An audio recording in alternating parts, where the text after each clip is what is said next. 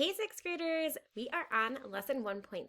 We are going to be investigating rocks in the simulation. So, how are rocks formed, and look at the transformation process in the simulation today.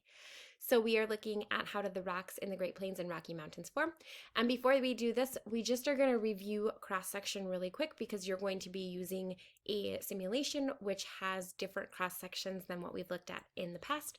So, in our plate motion simulation, we were able to look at a map view, so similar to this top, looking at the top of the chocolate cake.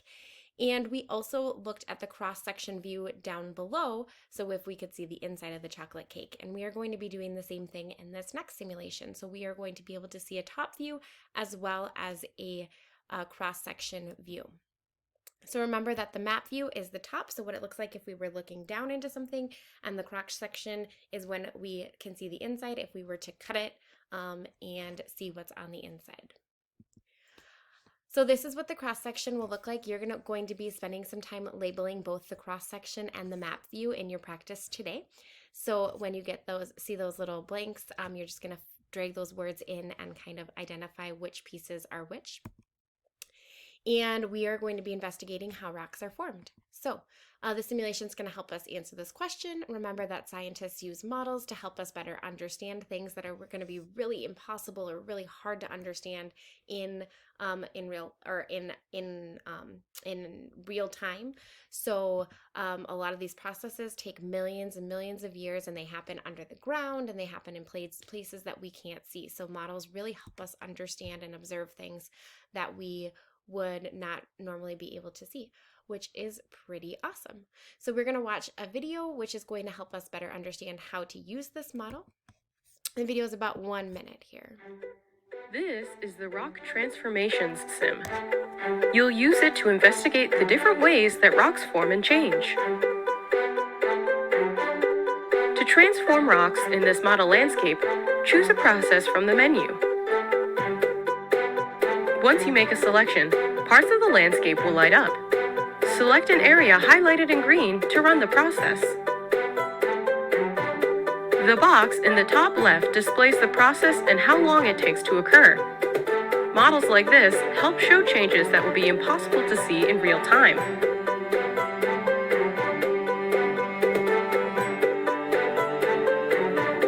Press Analyze Rocks to see what rock types you formed.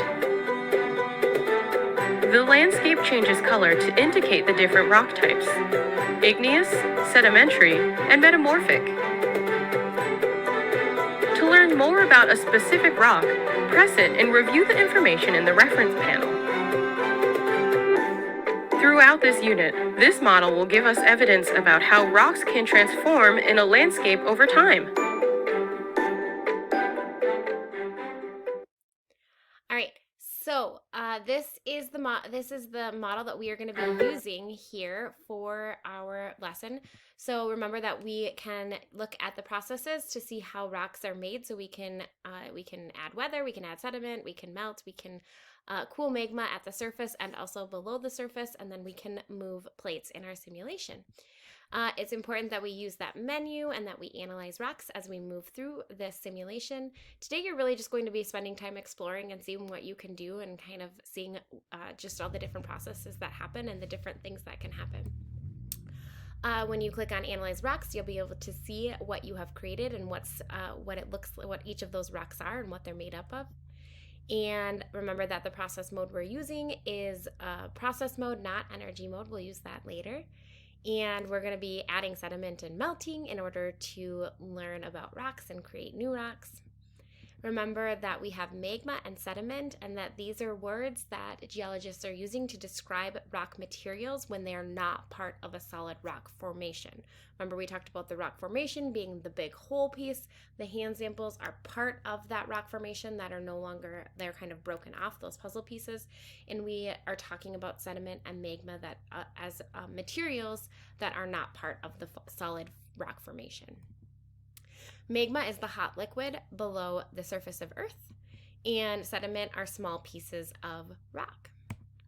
And in your assignment today, you are going to be, in your practice, you're going to be using the model to explore and learn and investigate. You're going to be completing an assignment that looks like this. I am just going to mark here. So in the first thing you're going to do is when you go into analyze, you're going to just pick 3 different types of rocks. You're going to pick one igneous, one sedimentary, and one metamorphic rock. You're going to tell me what the name of the rock is here, here, and here. Then you're going to tell me what the type is. So is it sedimentary? Is it metamorphic? Is it igneous? Okay, you're going to write the whole word. And then you're going to look at those characteristics that are below it when you click on it and write down those characteristics. You are going to add the formation environment that is on there as well. And then you're going to add a screenshot of the cross section. So you need to take a screenshot and then upload it here. And then when you're all done, you are going to go find a rock, an actual rock in our classroom that looks similar, the most similar to the rock that you picked here. So whatever rock type you picked and rock name, and then take a picture and add it here. And we're going to kind of look back and see what kinds of rocks we have in our classroom. So remember, you're going to use the rock transformation simulation. You're going to learn about 3 different types of rocks. And you should take your time to do this. It shouldn't take you, you shouldn't be flying through this too quick. So make sure you take your time and learn about these rocks and learn about this simulation, because we're going to be using it for the entire unit. And then when you're done, you can move on to the must-do 1.4. I think I have told you a few times that my kids really love using the simulations, and they spent over 20 minutes on it tonight, and I kind of compiled what they did here in a video. I'm not going to make you watch it here, but if you would like to watch this video, it will be linked in your assignment, so you can check it out.